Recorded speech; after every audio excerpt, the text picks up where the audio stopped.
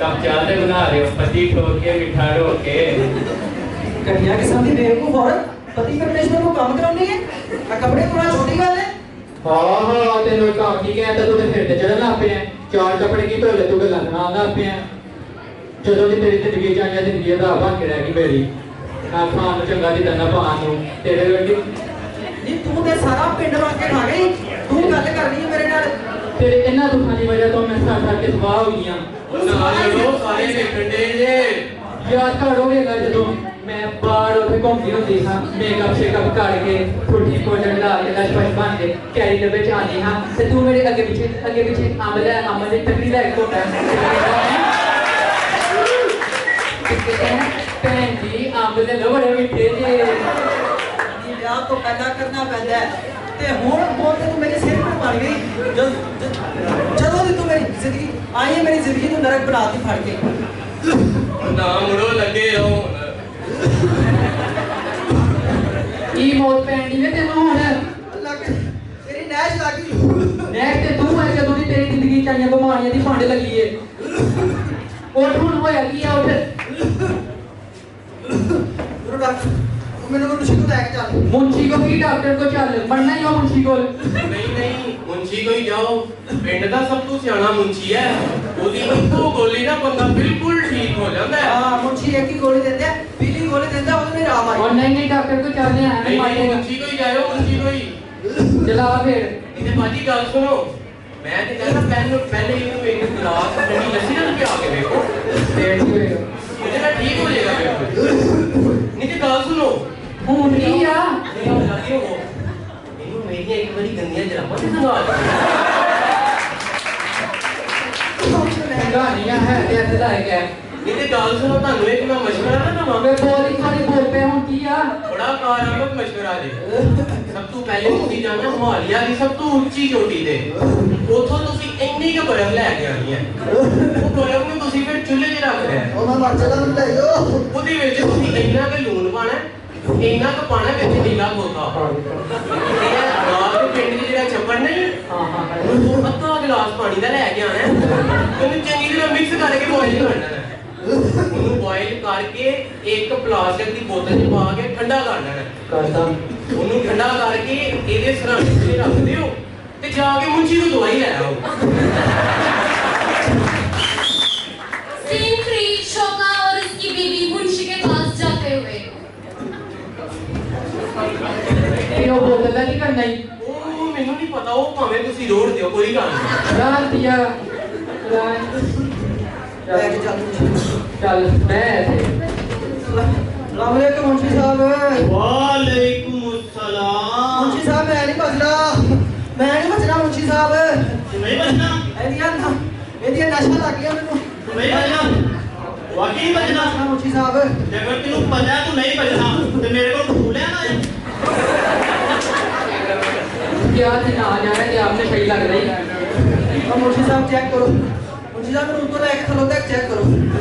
तेरा तो दिमाग ही बात खा ली है ਹਾਂਜੀ ਮੁੰਸ਼ੀ ਸਾਹਿਬ ਖਾ ਕੇ ਚਾਰਾ ਛੱਡ ਕੇ ਦਵਾ ਮੁੰਸ਼ੀ ਸਾਹਿਬ ਮੈਨੂੰ ਇੱਕ ਹੀ ਗੋਲੀ ਦਿਓ ਜੇ ਇੱਕ ਹੀ ਗੋਲੀ ਖਾਵਾਂ ਤੇ ਮੈਨੂੰ ਉਹਦੇ ਨਾਲ ਆਰਾਮ ਆਈ एक ही गोली हाँ। तुसी बिल्कुल फिक्र ना करो अल्लाह दा शुक्र है जेड़ा साडे कोल कदी आया ना वो वापस नहीं आया ते तुसी बिल्कुल तानू आराम आएगा तानू एक ही गोली देवांगे ठीक है ना है जेड़ा ना वो जेड़ा बंदा है ना वो डैंगी मच्छर दे मुंह वाला वो मेरा डिस्पेंसर है ठीक है ना मैं तानू गोली लिख देना तुसी ओदे कोल चले जाओ ठीक है ना वो तानू गोली दे इन्हें तेनू सही करने कहते कुछ आप नहीं बोलिया जाता ओ बीबी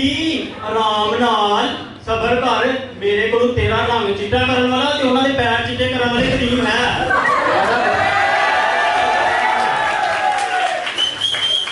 चलावत को दवाई लेंगे सीन 4 कंपाउंडर से दवाई लेते हुए ਮੁੰਸ਼ੀ ਸਾਹਿਬ ਦਵਾਈ ਦਿਓ रुक जाओ लिख देना ਦਵਾਈ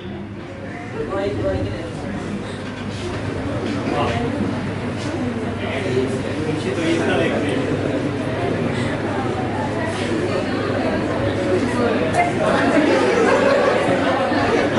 हेलो ए गोली ले आके ना वापस फिर मेरे को आना ठीक है ना जाओ सीन 4 कंपाउंडर से दवाई लेते हुए। बंदा मारे बंदा पर पिछू बंदा आ गया बंदा मारे बंदा वो केड़ी गाड़ी किथे है पापा ये दवाई दी है मुंशी साहब ने दे दिया है।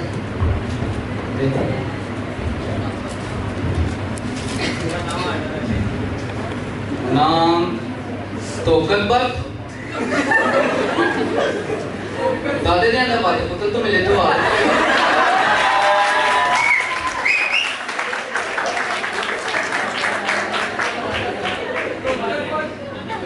बंदा दाले दे साडे जेले मुंडी ताब ने ना और फिल्मों दे कमाने लेने ठीक है ते लोटी दूलो दूलो ना दे गांता पाना देने ਤੇ ਤੁਹਾਨੂੰ ਲਾਨਤ ਪਾਉਂਦਾ ਥੱਲੇ ਭੰਦਲ ਹੋਇਆ ਤੇ ਇਹ ਤੁਹਾਡੇ ਤੇ ਲੱਤ ਦੀ ਲਾਨਤ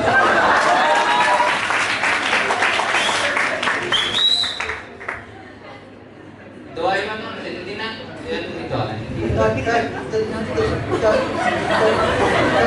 मुंशी साहब भी कहे बोल नहीं मैं मैडम मैवी का लेक्चर ही अगला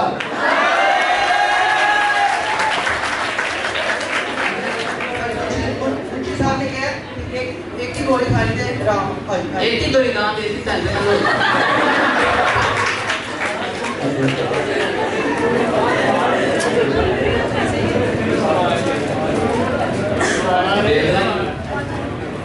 थली वाली ने तवार चलो लेके दिन जितने में थोड़े मले तो थोड़ा मल नहीं था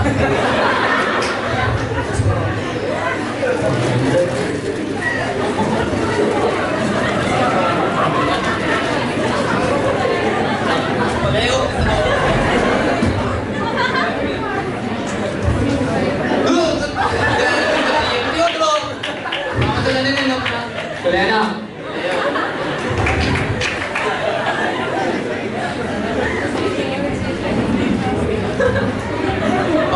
गोली में तुम कहानियां दोबारा सुनानी है दाओ ते हम देख दो दिन बंदे मार फिर करने या बोलिया नहीं जाता है देखो भले होता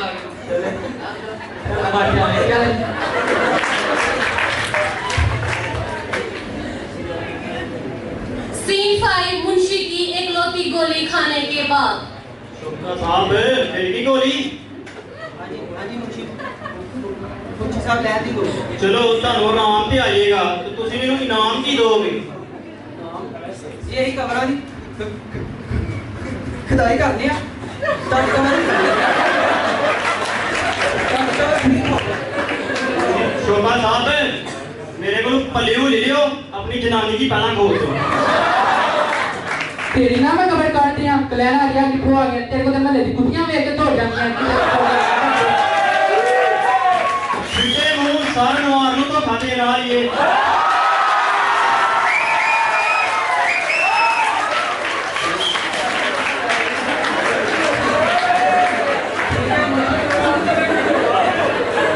ठीक है मुंशी साहब मैं गोली खा लिया सीन 5 मुंशी की एकलौती गोली खाने के बाद।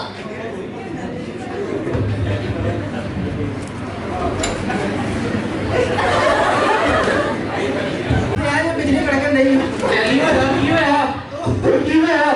मुंशी ਦੀ ਦਵਾਈ ਨਾਲ ਆਰਾਮ ਨਹੀਂ ਆਇਆ ਤੁਹਾਨੂੰ ਆਹੋ ਜਿਹੜਾ ਤੂੰ ਮੁੰਸ਼ੀ ਦੱਸੇ ਕਿ ਸ਼ਹੀ ਉਹਦੇ ਕੋਈ ਗਏ ਨਹੀਂ ਉਹਦੀ ਗੋਲੀ ਨਾਲ ਆਰਾਮ ਨਹੀਂ ਆਇਆ ਤੁਹਾਨੂੰ ਇਹ ਤਾਂ ਦਵਾ ਨਾ ਦੀ ਚਲੋ ਮੇਰੀ ਗੱਲ ਸੁਣੋ ਤੁਹਾਨੂੰ ਮੈਂ ਇਹ ਸਾਰੇ ਵੈਦ ਸਵਾਰ ਦਾ ਬੜਾ ਕਾਰਾਮਦ ਨੁਸਖਾ ਦੱਸਦਾ ਉਹ ਨੁਸਖਾ ਸੁਣਦੇ ਹੀ ਵੱਡੀਆਂ ਵੱਡੀਆਂ ਬਿਮਾਰੀਆਂ ਤੋਂ ਹੋ ਜਾਂਦੀਆਂ ਨੇ ਉਹ ਨੁਸਖੇ ਦੇ ਸਭ ਤੋਂ ਪਹਿਲੇ ਤੁਸੀਂ ਪਤਾ ਕੀ ਕਰਨਾ ਹੈ ਸਭ ਤੋਂ ਪਹਿਲੇ ਤੁਸੀਂ ਤਲੀ ਤੇ ਇੰਨਾ ਕੁ ਲੂਣ ਲੈਣਾ ਉਸ ਤੋਂ ਬਾਅਦ ਇੰਨੀ ਕੁ ਵਿੱਚ ਹਲਦੀ ਪਾਣੀ ਹੈ ਫਿਰ ਇੰਨਾ ਕੁ ਕਾਲਾ ਥੋਠਾ ਵਿੱਚ ਪਾਣਾ ਤੇ ਫਿਰ ਇੰਨੀ ਕੁ ਖਸ਼ਖਾਸ਼ ਪਾਣੀ ਹੈ ਵਿੱਚ ਫਿਰ ਉਹਨੂੰ ਉਂਗਲ ਨਾਲ ਮਿਕਸ ਕਰ ਲੈਣਾ ਚੰਗੀ ਤਰ੍ਹਾਂ ਉਹਨੂੰ ਉਂਗਲ ਨਾਲ ਮਿਕਸ ਕਰਨ ਤੋਂ ਬਾਅਦ ਇਹਨੂੰ ਇੰਜ ਕਰਕੇ ਚਟਾਣਾ ਨਹੀਂ ਇੰਜ ਕਰਕੇ ਖਵਾਣੀ ਹੈ ਉਹ ਆ ਗਿਆ ਉੱਠ ਕੇ ਤੇਰੇ ਹਮ ਨਹੀਂ ਹੈ ਸਭ ਕੁਝ ਹੁੰਦਾ ਹੈ ਚਲਾ ਚੱਲੀਏ ਡਾਕਟਰ ਤੋਂ ਤੋਂ ਕਿਹਾ ਨਹੀਂ ਤੇ ਚੱਲ ਤੂੰ ਮਰ ਗਿਆ ਤਾਂ ਮੇਕਅਪ ਦਾ ਸਮਾਨ ਕਿੱਥੋਂ ਲੈਣਾ सीन 6 शोका और उसकी बीवी फार्मासिस्ट के पास जाते हुए। अस्सलाम वालेकुम डॉक्टर साहब ने चेक करो डॉक्टर साहब क्या हुआ आपको? डॉक्टर साहब मेरी छाती से बिजली कड़क गई मेरे पेट से आई कोई शतरंज क्या नाम है इनका? शौकत लाइक वो कब से है? ਜਦੋਂ ਨਾ ਮੇਰੇ ਕੋਲ ਪਿਆ ਬਿਮਾਰ ਹੀ ਰਿਹਾ ਸਹੀ ਕਦੋਂ ਹੋਇਆ क्या ये वाइपर था या फिर अभी से हुआ है 3-4 साल पहले? ਪਤਾ ਨਹੀਂ ਕਦੋਂ ਦਾ ਇੰਜ ਹੀ ਮਾਰਦਾ ਰਹਿੰਦਾ ਮੇਰੇ ਕੋਲ ਤੇ ਮਾਰਦਾ ਵੀ ਨਹੀਂ ਹੈ ये कोई मेडिसिन भी ले रहे हैं? ਮੈਡੀਸਨ ਨੂੰ ਮਹੱਲੇ ਵਾਲਾ ਚੋ मुंशी मुंशी को ले आंदी मुंशी कहते एक ही गोली दांगा फिर राम आएगा तेरा मेडिसिन दिखाएं, कौन सी खा रहे हैं वो? ਪੁਰਾਣੀ ਹੈ ਮੈਂ ਤਾਂ ਬਟ ਕਰਦਾ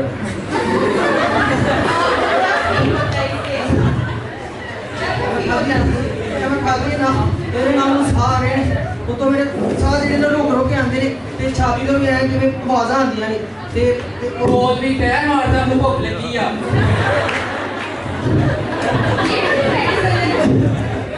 ये क्या है? ਉਹ ਮੁੰਚੀ ਨਹੀਂ ਦਿੱਤੀ ਥੀ ਪਤਾ ਨਹੀਂ ਮਰ ਜਾਣਾ ਤੇ ਕੋ ਤੋੜ ਗਿਆ ये तो जानवरों की दवाई है उनको मारने वाली। आप कब से यूज कर रहे हैं ये? थोड़े दिन पहले लियांदी पहला मुंशी को लियांदी ਤੇ ਨਹੀਂ ਸਹੀ ਹੋਈ ਤਬੀਅਤ ਫਿਰ ਤੇ ਇੱਕ ਪੜੋਸੀ ਸਾਡਾ ਉਹਨੇ ਸਾਨੂੰ ਕਿਹਾ ਕਿ ਮੁੰਸ਼ੀ ਕੋਲ ਜਾਓ तो आप किसी फार्मासिस्ट या डॉक्टर के पास गए हैं? नहीं ऐसी मुंशी तो ऐसे ही खा लिया आपने? हाँ जी आपको पता आप ये ज्यादा टाइम तक यूज करते तो आप मर भी सकते थे इससे। ਉਦੋਂ ਦਾ ਮਾਰਦਾ ਨਹੀਂ ਤੇ ਹੁਣ ਮਾਰ ਜਾਂਦਾ बेसिकली जब हम गार्ड मोहल्ले ये जो मुंशी होते हैं, हकीम होते हैं, इनके पास जब हम जाते हैं ना तो वो जब पेशेंट आके उनको बताता है कि मेरे पेट में दर्द है, मेरे सर में दर्द है, कहीं भी बॉडी पार्ट के किसी भी हिस्से का नाम लेता है कि मेरे यहाँ पे दर्द है, वो क्या करता है उठा के स्टीरॉइड्स पकड़ा देता है। बेसिकली उनको खुद ही नहीं पता होता कि स्टीरॉइड्स क्या हैं। स्टीरॉइड्स जब हम लॉन्ग टर्म यूज करते हैं तो ये बहुत सारी डिजीजेज जो है ना वो कॉज कर सकते हैं। मेनली इसमें हाइपरटेंशन, कार्डियोवैस्कुलर डिजीजेज वगैरह आती हैं, दिल की बीमारियां आई समझ। हाँ जी, ये भी हो सकती है जब ये अगर आप बहुत टाइम के लिए यूज करते हैं तो फिर आपने स्ट्रेचर पे जाना था इधर। डॉक्टर के मुंह मारे सो गया क्या थी डॉक्टर को चलिए मुंशी को जाना है मुंशी को आपका काम है कि आपको कोई भी मसला हो सबसे पहले आपने डॉक्टर के पास जाना है। डॉक्टर क्योंकि एक्सपर्ट ऑफ डिजीज होते हैं, डायग्नोज करते हैं डिजीज को, ठीक है। और फिर वो जो मेडिकेशन रिकमेंड करते हैं क्योंकि उनके पास इतना टाइम नहीं होता कि वो पेशेंट को उसका जो है ना यूज बता सके, उसकी डायरेक्शन बता सके, सारा कुछ उसके पास इतना टाइम नहीं होता। तो आपका फर्ज बनता है कि आप फार्मासिस्ट के पास जाएं, उससे पूछें कि ये मेडिसिन मुझे डॉक्टर ने रिकमेंड की है ये किसके लिए है। फिर जो है ना फार्मासिस्ट आपसे आपकी बीमारी के बारे में पूछेगा, फिर आपको बताएगा कि आपकी बीमारी क्या है, ये किस वजह से होती है और अगर ये हो गई है तो आपको इससे क्या क्या हो सकता है आगे, ठीक है। ये सारी चीजें फिर आपको फार्मासिस्ट बताएगा। उसके अलावा जो मेडिकेशन डॉक्टर ने आपको दी होती है उसके बारे में बताता है कि आपने इसको कैसे यूज करना है, कि आपने खाने से पहले यूज करना है या खाने के बाद यूज करना है, ठीक है। ये बताया कभी किसने? पहले सुनिए इस तरह की बातें। बेसिकली ये लोगों का ट्रेंड है, लोग कहते हैं कि फार्मासिस्ट क्या होता है, वो ना फार्मेसी पे बैठा होता है बस, या तो उसका काम दवाइयाँ बनाना है या फिर वो फार्मेसी पे बैठ के ना दवाइयाँ डिस्पेंस करना है। गलत है ये। फार्मासिस्ट जो होता है वो डिजीज मैनेजमेंट, मेडिसिन की मैनेजमेंट करता है। ये वो बंदा होता है जो एक्सपर्ट ऑफ मेडिसिन होता है। ये बेहतर तरीके से बताता है कि how to use medicine safely and effectively, ठीक है। इसके अलावा वो आपको ये भी बताएगा कि ये ड्रग जो आप यूज कर रहे हैं इसका किस किस ड्रग के साथ इंटरेक्शन है, इसकी कॉन्ट्राइंडिकेशन क्या है, कि किस कंडीशन में आपने इसको नहीं यूज करना। जो फार्मासिस्ट होता है वो कॉम्बिनेशन थेरेपीज जो है ना आपको प्रोवाइड कर रहा होता है कि एक ड्रग है जो कि उससे उसका साइड इफेक्ट ज्यादा है तो वो जो है ना आपको उसकी अल्टरनेट दे देता है। तो जो फार्मासिस्ट होता है ना वो बेटर डिसाइड कर सकता है। अगर तो किसी हकीम या फिर मुंशी को नहीं चले जाना, ठीक है। फार्मासिस्ट के पास आना है। फार्मासिस्ट बेसिकली बैठे ही आपकी खिदमत के लिए है, ठीक है। समझ आएगा?